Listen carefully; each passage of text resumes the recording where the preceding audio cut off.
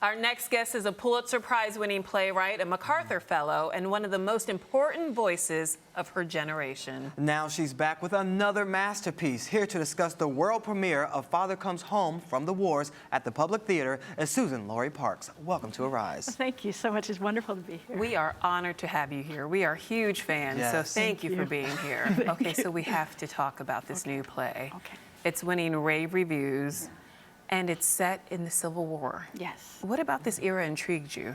Oh, gee, it was, we could say, a difficult time in our history. Probably one of the most difficult. So far, so far. And it was a time when we had to really ask some questions. Interestingly enough, some of the same questions that we're asking today. What is a person worth? What does freedom mean? Is freedom just a piece of paper? How do I get freedom? You know, who are you to me? Those questions, you know? Yeah. Well, this play actually tells a story of Hero, who is a slave who was actually offered his freedom if he joins his master to fight for the Confederacy. Yes. What inspired this story? It sounds deep. Lord. The Spirit inspired the story, and I had to follow. I had to follow. I mean, it's much with all of my writing. You know, I have on my arm, it says Ishvar Pranadhananiva, which is Hindi. It's from the Yoga Sutras, you know. Follow God. And so the Spirit inspires the story, and it's my job to just type as fast as I can. Now walk us through your process, actually. How does it work? Is there a divine moment? I'm assuming you do yoga, so are you in... Yes, a lot of yoga. So are you in downward dog pose and then something strikes you and you I get a pen and wrap up your yoga mat and flee and start writing? Yes, no. Well, I mean, I have a daily writing practice and a daily yoga practice. Okay. And a 3-year-old son, and you know, so a daily parenting practice, and somehow they all work together. And I write every day, and I listen to the voices every day, which means also I listen to the voices of folks that I work with.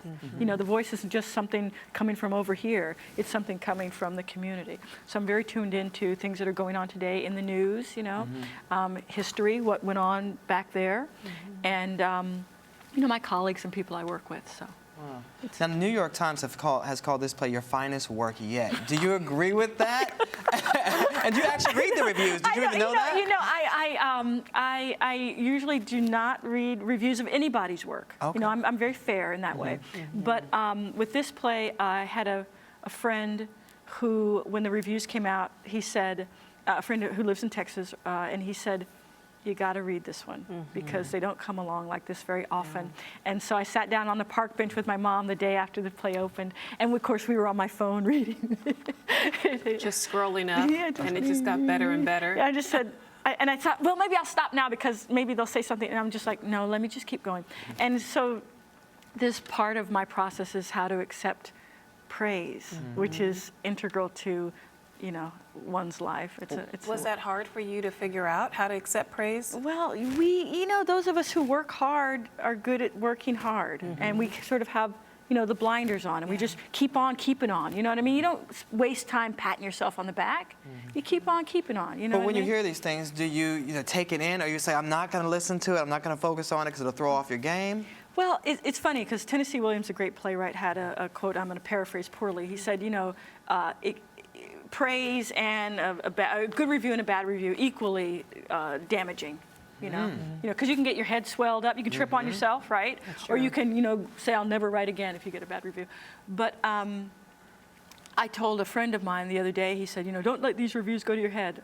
A friend of mine said, and I said, if I were the kind of person who would let things go to her head, it would happen a long time ago. Because James Baldwin was my creative writing teacher, Mr. James Baldwin. So, and he gave me a pat on the back a long time ago, so I've been sort of keeping steady to the course. What was it like to work with him?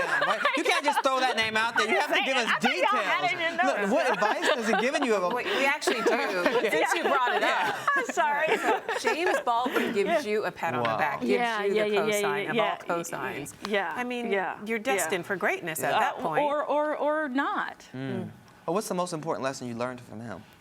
I would say from Mr. Baldwin, what I brought from it, what I took home from it was how to conduct myself in the presence of the Spirit. You know, Explain. That's powerful. I know it's kind of deep, right? I mean, how to be respectful of the great gift which is the gift of life, and how to listen, and how to allow the Spirit to move through you, and how to serve one's community, whatever that community might be. When did you realize that you had a great gift?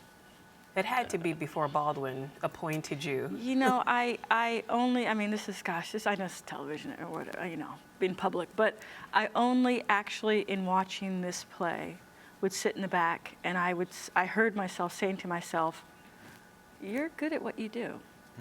Before, because The it's MacArthur very, Fellowship, no. The Pulitzer, I know, and Top Dog, no. but you got to Top understand, Dog, Underdog, this play no. took real work.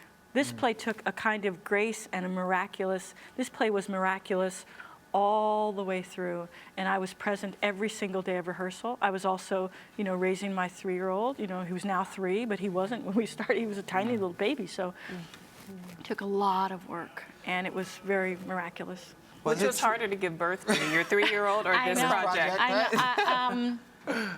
I had more hands on deck with this play. Yeah. Okay. You know what I'm saying? Yeah. But, you know, both are splendid. I mean, Durham, my son, is, I can't say enough. I mean, you know, the mom thinks like, I'm going to talk about our kids all the time. Well, let's talk about this baby then. Is it true that this is actually the first 3 chapters of a larger story? Yes. And will we be seeing more of that on the stage? Yes. But do the math. So now, so I started writing it in 2008. Okay. It premiered in a workshop at the Public Theater, which we didn't review it. It was just a workshop production in Public Lab, which is the Public Theater's workshop. In 2009, that was part 3. And then I took all these years now to write the other 2 parts and workshop them in Public Lab at the Public Theater, and now premiere them just now. So do the math, 2008 to 2014 for 3 parts. So it's gonna take but a I'm while. confused why it took so long, because you're well known for your other project where you did, what was it called, 365 days, 365 plays, where you wrote a play every single day of the year. Yes.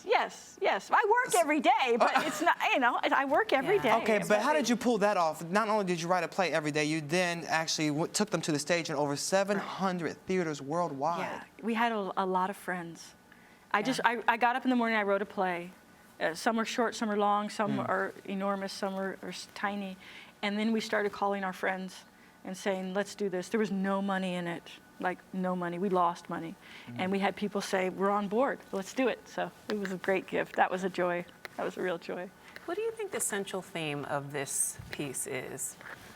I've watched it. Yeah, and what do you think? I'm What do you still, think? What do you think? Well, do you it think? grapples with the notions of personal freedom, Right. defining oneself, letting Right. go of the past, you know, believing in the future, Right. trust issue. I mean, all of it. The worth of a man, the Right. worth of a black man versus the Right. worth of a white man. Right. I mean, there's just so much. Right. It's so rich. I could watch it over and over Yeah. again and still probably not understand Right. it. So now that you're here, tell me in your words But what I you think think it is. I think all of those things. All of the above. I think all of the above, and the worth of a woman, and what does it mean to be honest, and what does it mean to be true, which are 2 different things.